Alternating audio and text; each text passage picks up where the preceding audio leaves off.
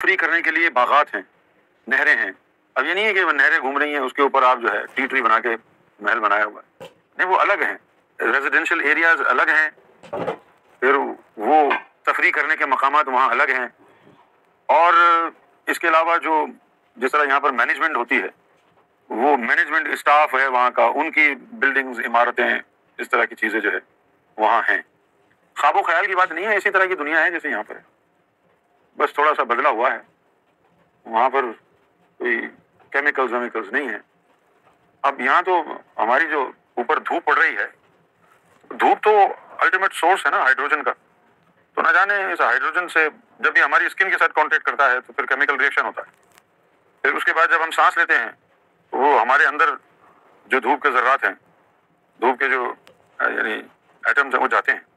اب یہ دھوپ نہ جانے کہاں کہاں کس کس چیز کو ٹکرا کے آ رہی ہے، کتنے پلانٹس کو، کتنے کیمیکلز کو ٹکرا کے آ رہی جاتی ہے. اسی لیے باہر جو ہے جب زیادہ دھوپ ہوتی ہے تو اس سے جن لوگوں کو ایرتھرائٹس کی بیماری ہے ان کو پرابلم ہو جاتا ہے. جن لوگوں کو آسما کا پرابلم ہے ان کے ٹریگر ہو جاتا ہے آسما. پھر پولن ہے، وہ پودوں پر، درختوں پر دھوپ پڑتی ہے، وہاں سے پولن نکلتا ہے، ہوا میں پھیلتا ہے، اس سے لوگوں کو ہے فیور ہوتا ہے، آنکھیں سرخ ہو جاتی ہیں، روتے ہیں، بخار ہو جاتا ہے. تو یہ بہت ساری چیزیں جو ہیں سورج کی وجہ سے ہو رہی ہیں. پھر کیا ہوتا ہے کہ گندی پانی کی جھیلیں ہیں یہاں اچھے ملکوں میں، پاکستان میں تو پورا دیش گندا ہے. تو وہ گندگی کے اوپر دھوپ پڑتی ہے، نئے کیمیکل آرگنزم وہاں پر وجود میں آتے ہیں، وہ فضا میں پھیلتے ہیں، بیماریاں پھیلتی ہیں. تو یہ تمام چیزیں ہمیں بیماریاں بھی دیتی ہیں اور اس سے ہماری ایجنگ بھی ہوتی ہے. جنت میں یہ چیز نہیں ہے، سورج وغیرہ کا تصور بھی نہیں ہے وہاں پہ. وہاں کا موسم جو ہے ہر وقت ایسا ہی رہتا ہے جیسے فجر کا وقت ہوتا ہے، یہی رہتا ہے، بس بدلتا ہی نہیں. دارالنعیم میں ایک خاص مقام ہے، وہاں پر اللہ تعالیٰ کے مہمانوں کو ٹھہرایا جاتا ہے، جیسے گیسٹ ہاؤس ہوتے ہیں نا. تو وہاں حضرت ادریس علیہ الصلوۃ والسلام وہیں پر مقیم ہیں. ان سے ملاقات جن کو کرنی ہو، ان سے بات چیت کرنی ہو، گفتگو کرنی ہو، وہ وہاں بھیجتے ہیں.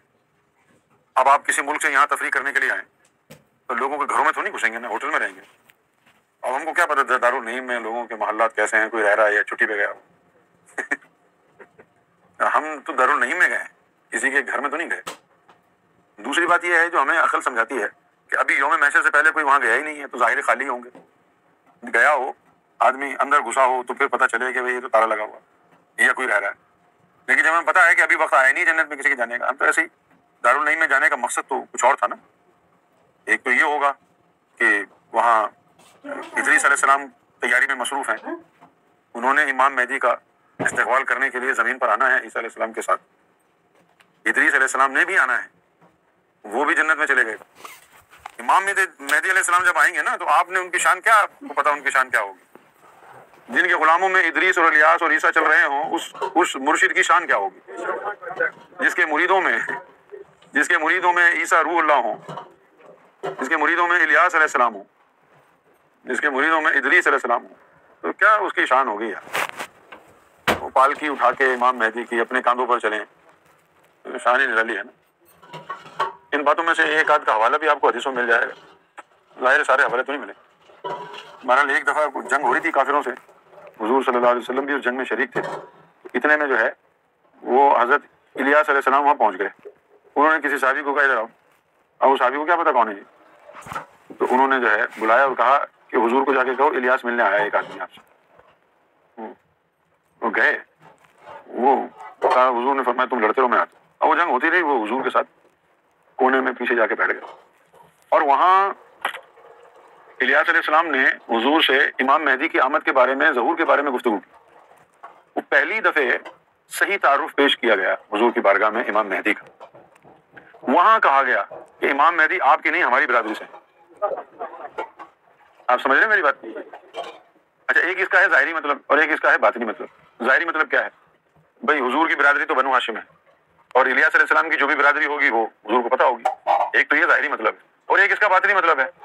جب تک الیاس علیہ السلام کے اوریجن کو کوئی جانے گا تو پھر اس کی برادری کو بھی جانے گا. جس کو اس کے اوریجن کا نہیں پتا، اس کو برادری کا کہاں پتا چلے گا. سمجھنے کی بات ہے نا. تو وہاں بات کی، وہاں جو ہے ان سے سوال ہوا، الیاس علیہ السلام سے سوال ہوا کہ تم نے دیکھا ہے امام مہدی؟ تو انہوں نے کہا جی میں نے بھی نہیں دیکھا. ادھر سے سوال ہوا کہ پھر کیا فائدہ ہوا برادری سے؟ اگر تم نے بھی نہیں دیکھا تو پھر ان کی برادری سے تمہیں تو فائدہ کیا ہوا؟ تمہیں برادری کا ہوگا بھی تم نے نہیں دیکھا.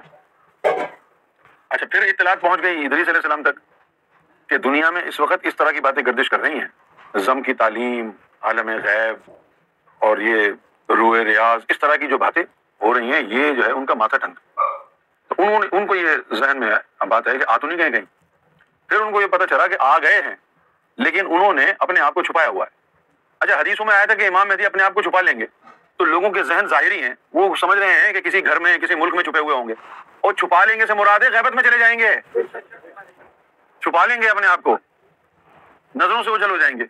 یہ ہم نے درخواست کی کہ بھئی پہلے آ جاؤ، امام مہدی کے آنے سے پہلے آ جاؤ، تمہارے آنے سے دنیا میں نار کا تناسب کم ہوگا اور غیبی تناسب بڑھ جائے گا، مشن کو فائدہ ہوگا. لیکن اب ان کی مرضی ہے.